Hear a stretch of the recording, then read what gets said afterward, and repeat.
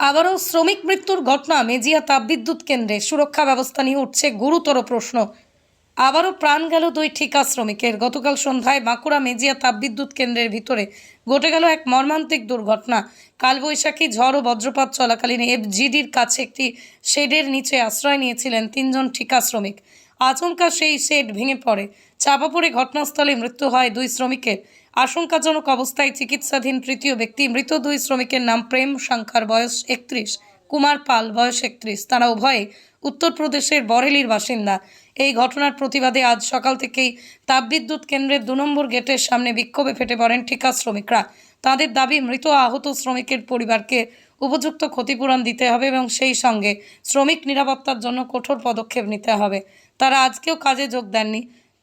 সংশ্লিষ্ট কর্তৃপক্ষের পক্ষ থেকে এখনও পর্যন্ত কোনো অফিসিয়াল প্রতিক্রিয়া মেলেনি। বারবার এই ঘটনা ফলে মেজিয়া তাপবিদ্যুৎ কেন্দ্রে শ্রমিক সুরক্ষা ব্যবস্থা নিয়ে বড় প্রশ্ন উঠে যাচ্ছে। তদন্ত এবং দায়িত্ব নির্ধারণে কোনো পদক্ষেপ নেওয়া হবে কিনা এখন সেটাই দেখার। कल शाम 7 बजे बारिश का समय आने के कारण हम अंदर थे। वो लोग ऊपर से उतर के नीचे स्टोर में सामान रखने गए थे। उसी दौरान थोड़ी हवा तेज़ होने के कारण ऊपर जो चिमनी के ऊपर भाड़ा रखा था वो उस पर गिर गया। कितने आदमी था? 3 आदमी था। 3 में 2 की डेथ हो गई, एक का ट्रीटमेंट चल रहा।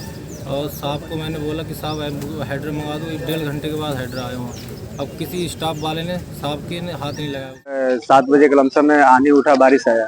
ऊपर से वो जो शेड है बनाया गया था वो भाड़ा वो पलटी हो गया स्ट्रक्चर के ऊपर। स्टोर था और उसमें 3 आदमी जब के वो स्पॉट डेट हो गई। एक आदमी का उसका भी पैर फ्रैक्चर हो गया है, हाथ सब टूट गया है। अभी जी रहा है, भगवान उसकी। अब क्या चाहिए? हम चाहिए कि उनका मम्मी पापा जो भी फैमिली है उनका पैसा मिले, कि घर चल जाए उनको। जीवन में अब तो कोई है नहीं उनका कमाने वाला। আজকে আমরা এই জন্য এখানটাতে সবাই মিলে সমবেত হয়েছি, যে 3জন ভাই কাল মারা গেছে তাদের পরিবারের কথা আমরা চিন্তা করে।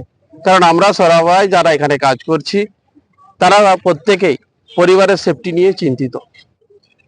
আজকে যদি আজ যে 3টা ভাই মারা গেছে, কাল যদি আমি যাই তাহলে আমার কি হবে? এই করে আমরা সবাই মিলে এখানে দাঁড়িয়ে আছি তার এবং সেই পরিবারকে সুষ্ঠু সুরক্ষা দেওয়ার জন্য। আরেকটা বিষয় বলতে চাই, আগামী দিন যেন এই ধরনের ঘটনা পুনরাবৃত্তি হওয়ার কোনো রকম সুযোগ না থাকে, তার জন্যই আজকে আমাদের এই প্রদর্শন। আপনারা কি আজকে সকালে কাজ বন্ধ রেখেছেন? আমরা হ্যাঁ রেখেছি। কি হয়েছিল? কালকে আমাদের 3জন ভাই ওখানে কর্মরত ছিল। 16 এলএনটি এফজিডি প্রজেক্ট, সেখানে কর্মরত ছিল। কর্মরত করার পর অবস্থায় থাকার পর আমাদের ঝড় বৃষ্টি শুরু হয়। সেই সময় শেডের নিচে 3জন ভাই দাঁড়িয়েছিল।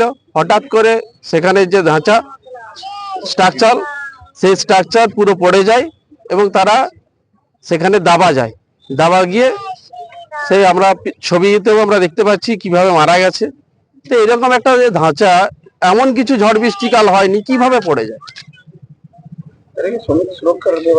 একদম গাফিলাতি, একদম গাফিলাতি, এটা কোনো সন্দেহ নেই। আমরা চাই আর কোন ধরনের এরকম মানে ইনসিডেন্ট যেন না আমাদের এই ধরনের ঘটে, অঘটন যেন না ঘটে। প্রত্যেকটা শ্রমিকের সুরক্ষা আমরা চাইছি।